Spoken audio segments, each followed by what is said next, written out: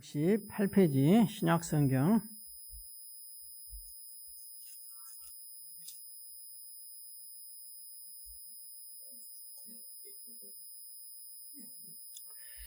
신약성경 168페이지 사도행전 1장 1절부터 8절까지 말씀입니다.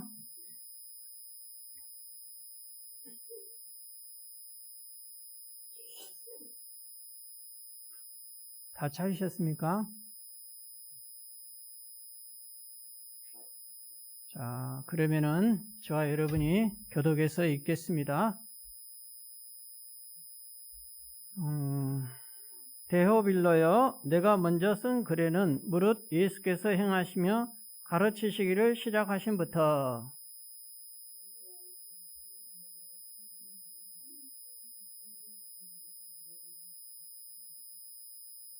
지금 사도행전 1장 1절부터 8절까지를 읽습니다.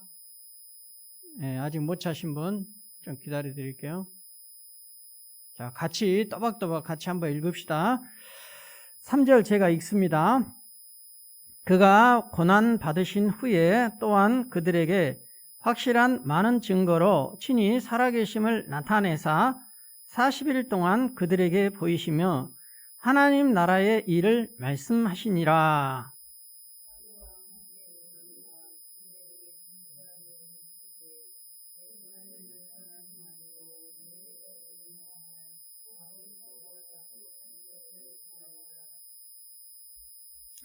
요한은 물로 세례를 베풀었으나 너희는 몇 날이 못되어 성령으로 세례를 받으리라 하셨느니라.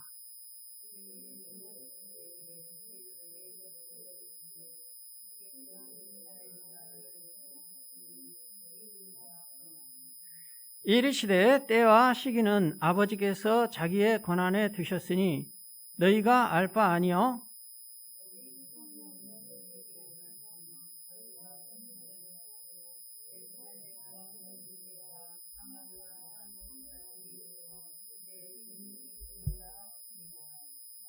아멘.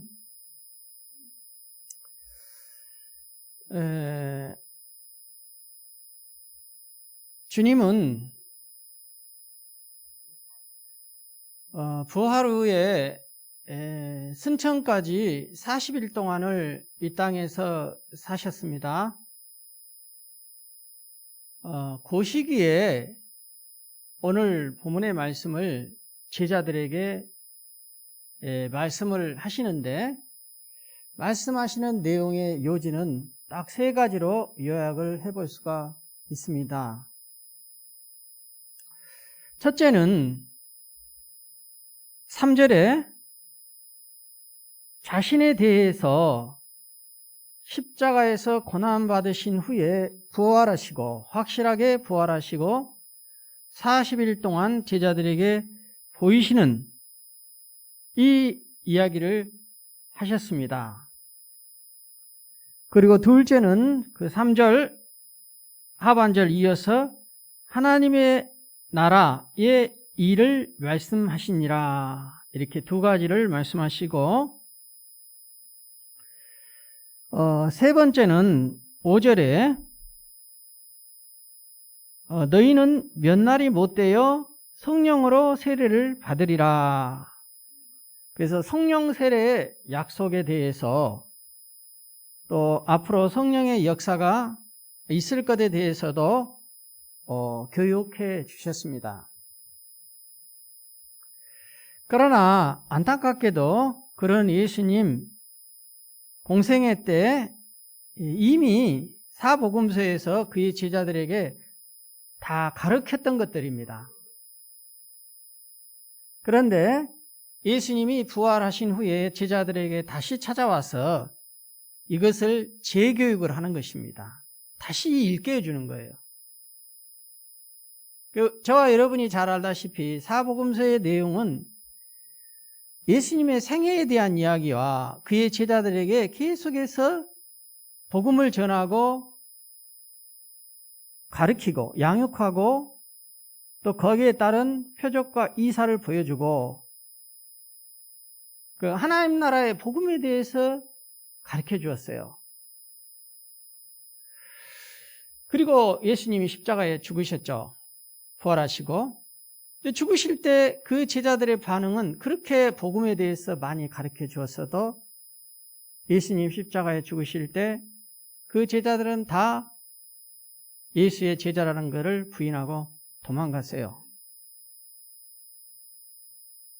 그리고 나서 예수님이 부활하신 다음에 이 제자들, 그런 영적인 상태에 있는 제자들에게 다시 찾아오셔서 다시 얘기를 해주는 거예요, 이거를. 이거 다 가르쳐 주었던 것이거든요, 사복음서에서. 근데 이제 승천하신 전까지 40일만 딱 이 땅에서 지내시다가 예수님은 이제 승천하실 겁니다. 근데 그 짧은 기간에 예수님에게 이것을 다시 교육하고 계십니다.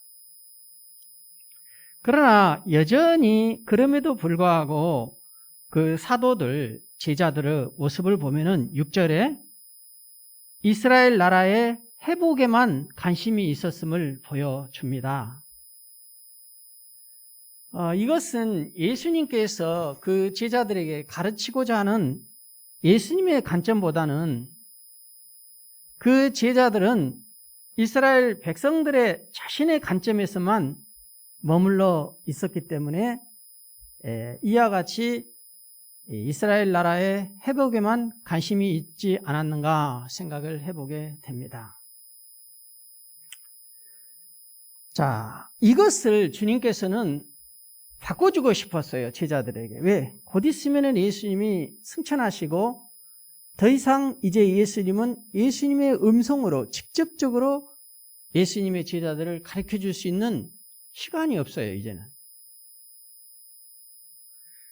그래서 그거를 예수님이 말하고자 하는 예수님의 관점을 말해 주시기 위해서 8절에 보니까 오직 성령이 너희에게 임하시면은 너희가 권능을 받고 내 증인이 되리라. 그러니까 예수님의 관점은 예수님의 제자들이 땅끝까지 증인의 삶을 살기를 원하시고 또 증인의 삶을 살려면은 성령을, 약속하신 성령을 받아라는 것입니다. 이것이 예수님의 관점이고 이게 하나님 중심주의입니다. 그렇다면은 오늘날 우리에게도 이와 같이 예수님의 제자들이 생각했던 것처럼 예수님의 마음과 관점을 바라보지 못하고 이 제자들의 자신들의 관점에서 갇혀 있었던 것처럼 그런 것은 우리들에게 없을까 생각을 해보게 됩니다. 이거를 편의주의라고 해요. 편의주의. 하나님 중심주의가 있는가 하면은 하나님 중심주의는 잠깐 놔두고 이 인간의 자기 생각과 사고로 편리하게 생각하는 신앙의 주의, 그거를 편의주의라고. 이 제자들이 그렇게 생각을 했다는 것입니다. 그래서 오늘 이 말씀을 통해서 우리들도 혹시나 깨닫지 못하여서 우리를 얽매고 있는 관점이 있는지 살펴보고 만약 우리에게도 이와 같은 잘못된 관점이 있다면은 오늘 또 우리 본문 말씀을 통해서 우리가 깨닫고 교훈을 얻는 귀한 시간이 되기를 축복합니다. 먼저 누가는 이방인인 데오빌로에게 사도행전의 편지를 씁니다. 1절에 보면은 나와 있죠. 그래서 1절에 보니까 데오빌로여 내가 먼저 쓴 글에는, 여기서 먼저 쓴 글, 이 사도행전의 저자가 누가니까 누가가 먼저 쓴 글은 여기서 말하는 먼저 쓴 글은 누가복음을 가리킵니다. 누가가 썼기 때문에. 그래서 누가복음에는 누가는 누가복음을 먼저 쓰고 이 사도행전을 누가복음의 후속으로 쓴 것을 알 수가 있습니다. 누가복음에서도 데오빌로에게 편지를 썼다는 내용이 1장에 나옵니다. 그런데 데오빌로라는 그 이름의 의미는 하나님을 사랑하는 자, 하나님을 사랑받는 자, 이런 뜻을 가지고 있어요. 그러나 데오빌로라는 사람이 누구인가를 이렇게 주석에서 찾아보면은 구체적으로 누구를 가리키는가라는 것은 학자마다 이견이 있어요. 그래서 단지 누가가 이 사도행전보다 먼저 기록한 누가복음의 1장의 3절 4절을 보니까 데오빌로를 가리켜 얘기할 때 이렇게 썼습니다. 각하로 그 배운 바의 확실함을 알게 하려 함이로다. 이 말을 유추해서 볼 때에 데오빌로는 각하라는 것을 알 수가 있어요. 그래서 데오빌로는 이미 이런 상황과 정황들을 볼 때에 예수님의 복음을 받아들이고 신자가 됐고, 당시 사회적인 배경을 볼 때에 로마의 관리 중에서 한 사람일 가능성이 있습니다. 누가는 누가복음에서 예수님의 사역에서부터 쭉 기록을 해오다가 이제 사도행전에 와서는 2절에 보니까 그가 택하신 사도들에게 성령으로 명하시고 이렇게 나와 있습니다. 여기서 명하시고의 뜻은 사명을 명하다 이런 뜻입니다. 그래서 그가 택하신 사도들에게 성령으로 사명을 명령했다라는 것입니다. 그러면 그 사명은 무엇이냐? 그 사명이 3절 하반절 하나님 나라의 일을 말씀하시니라. 그 사명은 하나님 나라의 일에 관한 것이었고, 또 성령으로 세례를 받아야만이 이 하나님에 관한 일에 대한 사명을 그 사도들이 깨닫고 감당할 수 있다는 것입니다. 그러나 오늘 본문의 내용은 제자들이 성령으로 세례를 아직 안 받은 것으로 나오죠.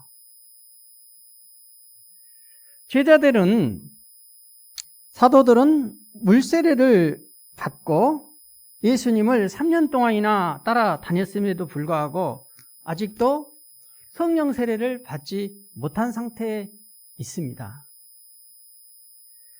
그래서 5절에 보니까 요한은 물로 세례를 베풀었으나 너희는 몇 날이 못되어 성령으로 세례를 받으리라 하는 것은, 예수님의 제자들이 물로 세례는 받았으나 아직도 성령으로 세례를 받지 못한 상태이구나 하는 것을 우리가 유추해 볼 수가 있다는 것입니다. 5절에 성령으로 세례를 받으라, 성령 받으라는 것은 요한의 물세례와 비교해 볼 때에 성령 세례에 대한 주님의 약속인 것입니다. 그렇다면은 물세례와 성령 세례는 어떤 차이가 있습니까? 물세례는 다만 불신앙과 부도덕한 그동안의 죄를 회개하고 예수 그리스도께서 주시는 성령 세례를 받기 위한 준비 과정에 불과한 것이었습니다. 그래서 세례 요한은 이와 같은 점을 성경에 분명히 사람들에게 증언을 했습니다. 마태복음 3장 11절에 보면은 나는 너희로 회개하기 위하여 물로 세례를 베풀었거니와 내 뒤에 오시는 예수님은 성령과 불로 너희에게 세례를 베푸신다고 했습니다. 사도행전 18장 24절부터 보면은 아볼로가 나오는데, 아볼로는 성경에 능통한 자라고 표현되어 있는데 25절에 보면은 주님의 도를 배워서 예수에 관한 일을 열심히 말하고 가르쳤지만은 그는 요한의 세례만 안 사람이라고 말하고 있습니다. 자, 이 말은 뭔 말이냐?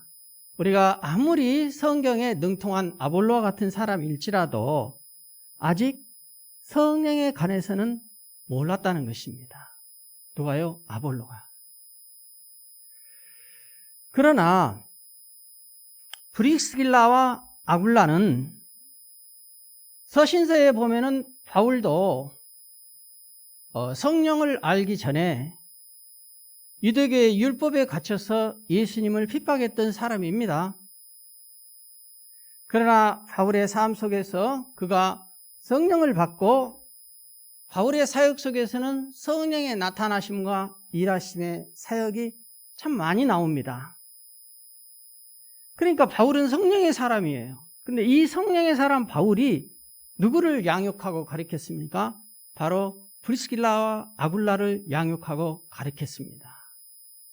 그래서 브리스길라와 아굴라는 당연히 바울의 영향을 받아 성령의 사람이 되었어요. 성령의 사람. 그래서 이 브리스길라와 아굴라는 이 하나님의 도를 배워, 이 하나님의 도가 뭡니까? 바로 성령으로 일하시는, 성령을 받고 성령으로 일하시는 이런 하나님의 도에 바울의 영향을 받아 이미 배웠고 아볼로가 성령의 눈을 뜨게 해준 것입니다. 그래서 성경은 오직 성령으로 세례를 받은 성도를 온전한 하나님의 자녀라고 증거하고 있습니다. 로마서 8장 15, 16절에 보면은 성령이 친히 우리의 영과 더불어 우리가 하나님의 자녀인 것을 증거하고 있습니다. 성령 세례 받지 아니하고서는 아직 하나님의 온전한 자녀가 안 되었다, 이렇게 말할 수가 있는 거죠. 교회 안에는 물세례와 이와 같은 성령 세례를 모두 받은 성도들이 있는가 하면은 물세례는 받았지만은 성령 세례를 받지 못한 사람들도 있습니다. 예수님의 경우는 요한이 예수님에게 물세례를 베풀 때 성령 세례를 같이 받았어요. 이게 이제 제일 좋은 것이죠.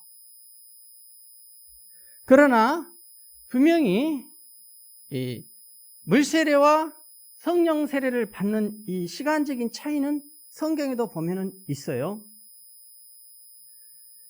니고데모나 아볼로는 성령 세례를 받지 않는 상태에서 신앙생활하다가 나중에서야 성령을 깨닫고 아볼로는 나중에서야 성령 세례를 받았을 것입니다. 그리고 이방인인 고넬료 같은 경우는 이방인이었기 때문에 아직 믿음으로 자신의 죄를 회개하기도 전에 성령이 먼저 임했어요.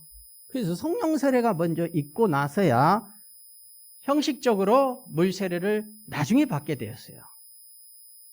자, 이것은 성경에서 물 세례를 받는 시간적인 차이와 성령 세례를 받는 시간적인 차이가 있을 수도 있다는 것을 말하고 있습니다. 중요한 것은 성령 세례를 받았을 때에 우리가 더욱 온전한 그리스도인으로 살아갈 수가 있다는 것입니다. 또한 성령 세례를 받았을지라도 계속적으로 그 성령을 유지하고 충만한 삶을 살면은 우리가 성도로서 계속적인 성령의 충만한 삶을 살아갈 수가 있는데,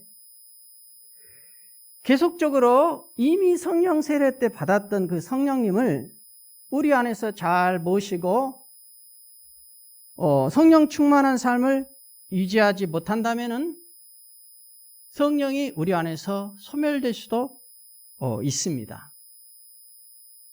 자, 그러면 이러한 것을 여러분들 가운데는 이미 아신 분도 있고 경험한 분도 있겠지만은 여러 경우를 위해서 저의 경우를 잠깐만 소개를 드리면은, 저는 대학교 1학년 때 예수님을 인격적으로 내가 영접을 했습니다. 그것은 이제 여러분의 경우도 한번 비춰보세요. 정말 내가 예수를 인격적으로 믿었습니다.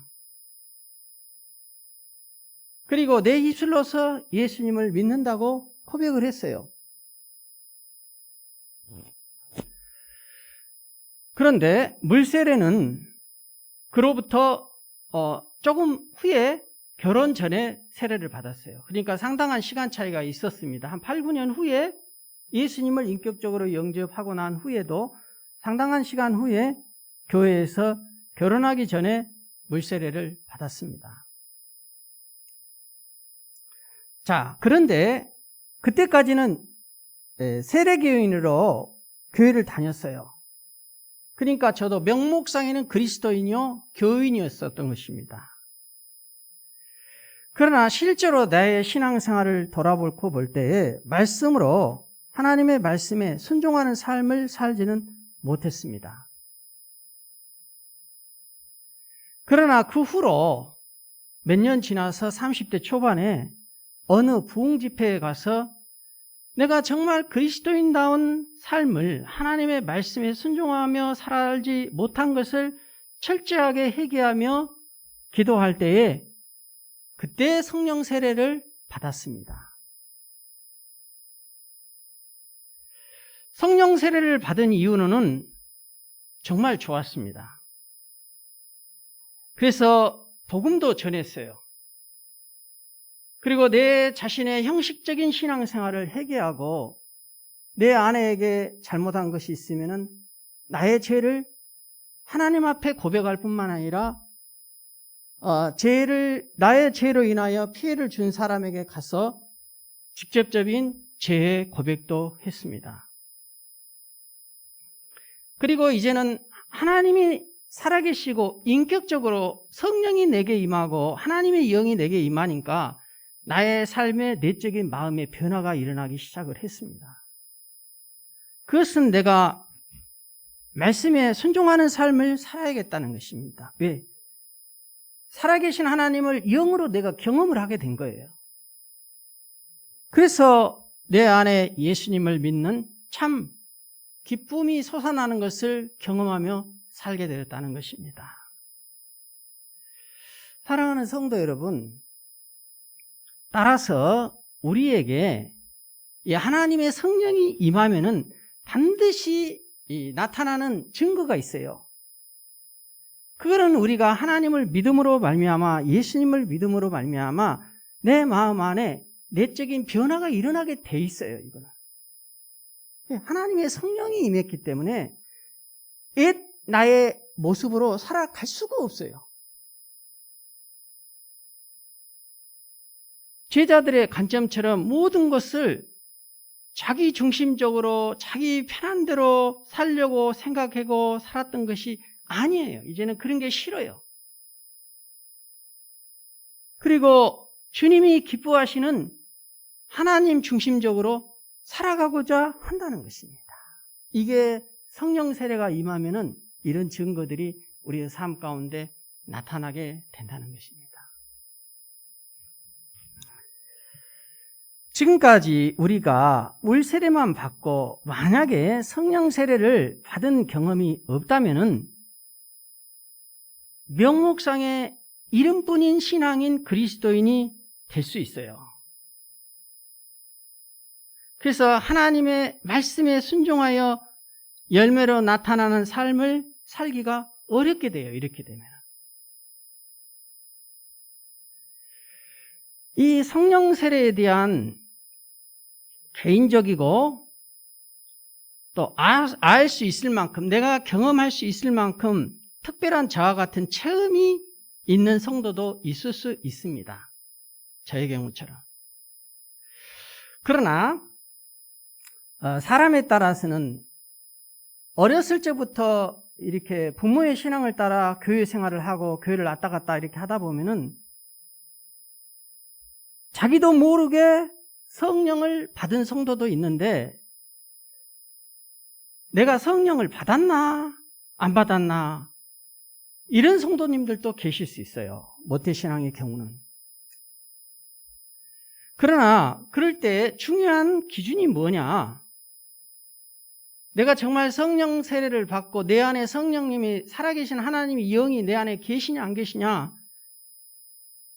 중요한 것은 현재 나의 영혼 속에 내가 느낄 때에 내 안에 그리스도의 영이 있다고 느껴지면은 성령 세례를 받은 복된 성도입니다.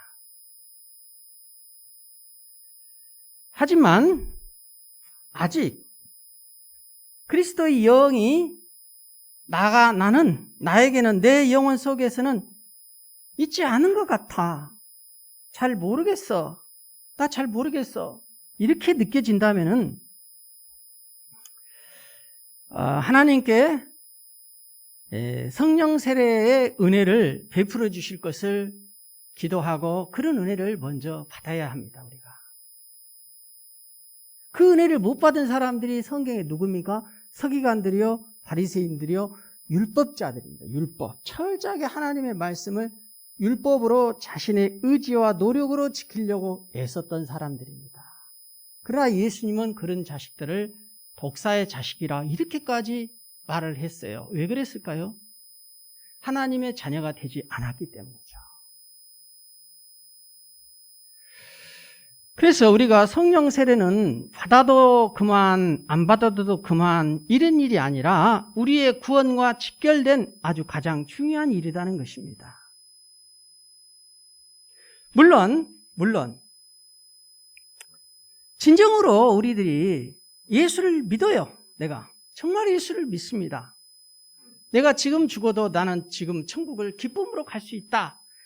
이런 믿음의 확신이 우리 가운데 분명하게 있다면은 세례받을 때부터 그런 믿음과 신앙으로 물세례를 받았고 하나님의 말씀에 순종하는 사람이 되었다면은 성령 세례를 받은 사람들입니다. 왜냐하면은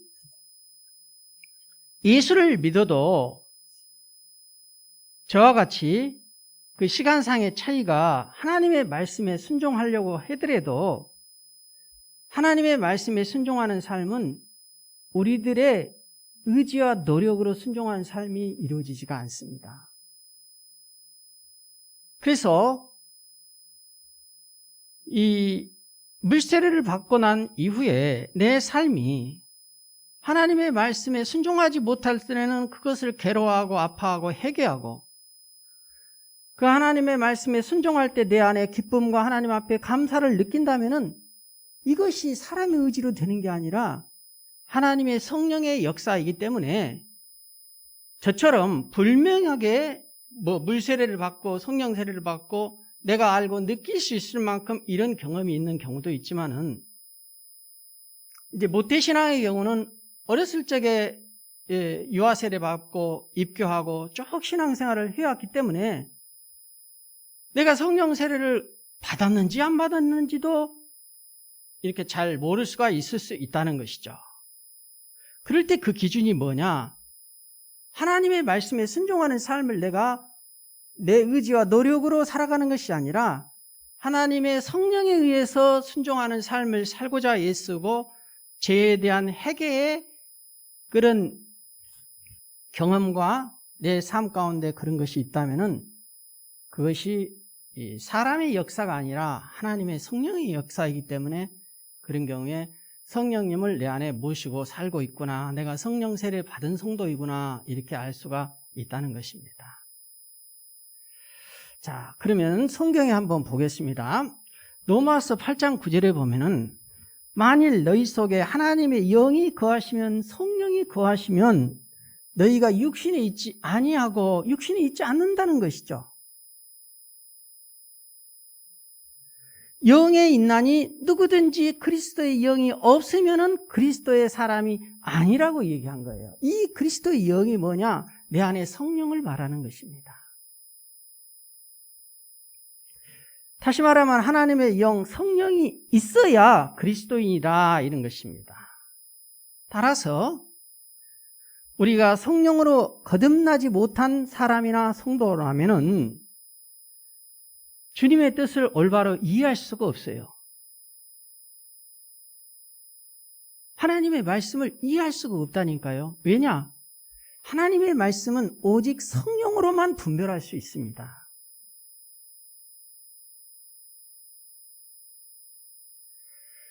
6절에 보면은 제자들은 주님께 이스라엘 나라의 회복의 때가 지금이냐고 물었어요. 이것은 제자들이 부활하신 주님께서 로마 식민지 상태에 있는 유대 나라를 해방시켜 줄 줄로 생각하였던 것입니다. 아마도 그들은 예루살렘을 떠나지 말고 아버지의 약속을 기다리라 하는 그 예수님의 말을 마치 예수님이 하나님의 능력과 권능으로 유대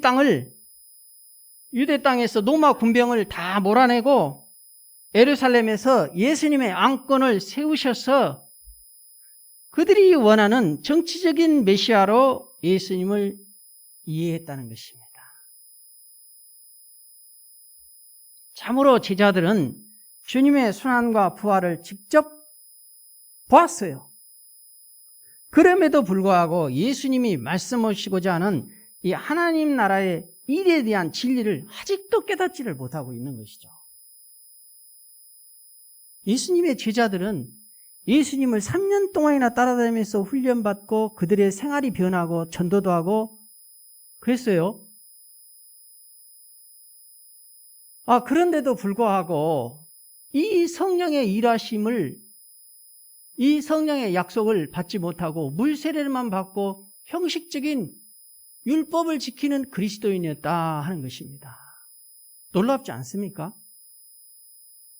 이것이 사복음서까지의 이야기예요. 그러나 이제 예수님은 곧 있으면은 하늘나라로 승천하시고 더 이상 이들과 함께 해줄 수가 없어요.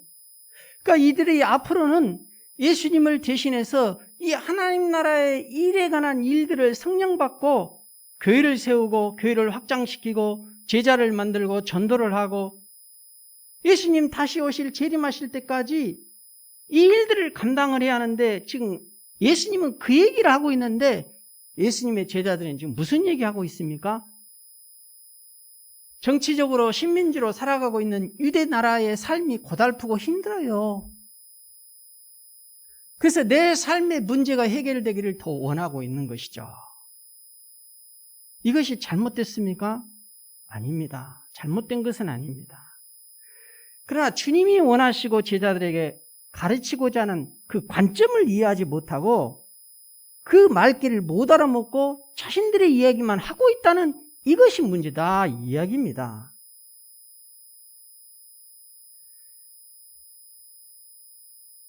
그렇다면은 성도 여러분, 이처럼 제자들이 주님의 뜻을 모르고 성령 강림의 약속을 이스라엘 나라의 국권을 회복하는 말씀으로만 오해한 이유가 무엇입니까? 그 근본 원인이 무엇입니까? 그것은 아직도 그들이 성령으로 거듭나지 못했다는 거예요.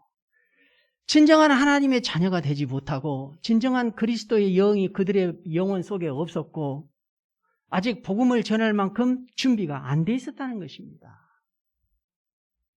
그럴 때 사도행전은 우리에게 뭘 가르쳐 줍니까? 사도행전 2장 1절부터 4절까지 약속하신 성령을 기다리라 할 때 이 제자들이 120명이 모여서 마가의 다락방에서 전심으로 기도하였더니 그때 성령이 비로소 임한 거예요. 그것이 사도행전 2장 1절부터 4절까지 그때 성령이 임하면서 성경에 분명히 그렇게 표현되어 있습니다. 성령이 충만해지고 그들에게 권능이 임하고 한꺼번에 임한 거예요. 그래서 그들은 사람이지만 이제는 예수를 육으로 믿는 사람이 아니라 영으로 믿는 영적인 제자가 되었고 귀신을 쫓아내고 치유와 이적이 나타나고 성령이 역사하시는 초대교회 공동체를 감당할 수 있을 만한 리더가 된 것입니다. 그랬을 때 초대교회 예루살렘 교회가 3,000명, 5,000명 회개하고 돌아오는 역사가 그들의 의지와 노력으로 된 거냐고요? 아니라는 거죠. 이거는 하나님이 계획하시고 그의 제자들을 그렇게 사용하고 싶었던 거예요. 그러나 그의 제자들이 3년 동안 가르쳤을 때는 그게 준비가 안 됐다가 예수님 십자가에 못 박아 죽으실 때 다 도망가 버렸어요. 그러나 지금은 이들이 그런 예수님을 경험하고 났기 때문에 이번에는 이 말씀을 깨달아요. 그리고 마가의 다락방에서 기도하라는 대로 기도했어요. 이번에는 기도했더니 하나님의 계획처럼 하나님의 뜻과 마음처럼 성령이 임한 것입니다. 그것이 오늘 우리에게 말해주는 성령을 받아야만이 우리가 하나님이 원하시는 증인된 삶을 살고 그런 성도들이 모여있는 공동체가 바로 교회예요. 그 교회의 일을 초대교회가 감당했고 2000년의 역사, 기독교 역사 속에서 오늘 우리가 섬기는 이 교회도 그런 일을 감당하라고 우리를 모아놓은 거예요. 이 자리에. 내가 여러분에게 지금 증인된 삶을 살자, 우리 하나님 나라의 일꾼 되자 이 얘기하고 있는 게 아닙니다. 하나님의 말씀을 듣고 깨달아야 내 삶의 변화가 일어나고 내적인 마음속에서 정말 하나님을 모시고 사는 것이 기쁨이고 또 순종하며 삶을 살 때 하나님께 영광이 되고 그걸 하나님 너무 기뻐하세요. 그 일을 위해서는 우리가 과거에 우리의 삶 속에 때가 되어서 물세례 바짝에서 교회에서 세례를 베풀었다 할지라도 우리가 정말 여기서 말하는 이 성령을 받으라는 이 성령의 이 세례가 우리에게 없었다면은 이 성령 세례에 대한 영적인 눈이 띄어야 한다 이 얘기를 하는 것입니다. 이게 눈이 띄어지면은 사도행전의 모든 얘기가 이해되어지고 서신서에서 각 교회 상황들에게 얘기하는 바울과 많은 사도들의 얘기가 들려요. 무슨 말을 하고 있는지를. 그리고 하나님 나라를 기다리고 예수님 반드시 재림하시고 그 예수님의 재림을 준비해야 하고 이런 코로나 상황들이 왜 일어나고 이런 상황 속에서 우리의 성도의 삶이 어떠해야 한다는 것이 눈이 띈다는 것입니다. 아멘. 그러나 이 성령 세례를 받지 않고 나는 물 세례를 받았으니까 하나님의 자녀가 되겠거니 생각하고 나 죽어도 천국 가고 구원 받았다고만 생각하고 일평생을 살아보면은 정말 내가 신자로서 성도로서 하나님을 모시고 그 하나님의 마음을 느끼고 하나님을 모시고 삶은 기쁨과 또 그분으로 인하여 축복과 이런 것을 경험하기는 어렵다 이 말입니다. 계속해서 내 의지로 내 노력으로 신앙생활을 해야 하는 것이 되는 것이죠. 이렇게 하면 찬양이 기쁘지를 않아요. 예배 시간에 시간 맞춰 나오는 게 의무고 부담이고 목사님이 그런 말 하면 부담만스러워 하기 싫고 이렇게 되는 거예요. 신앙생활이.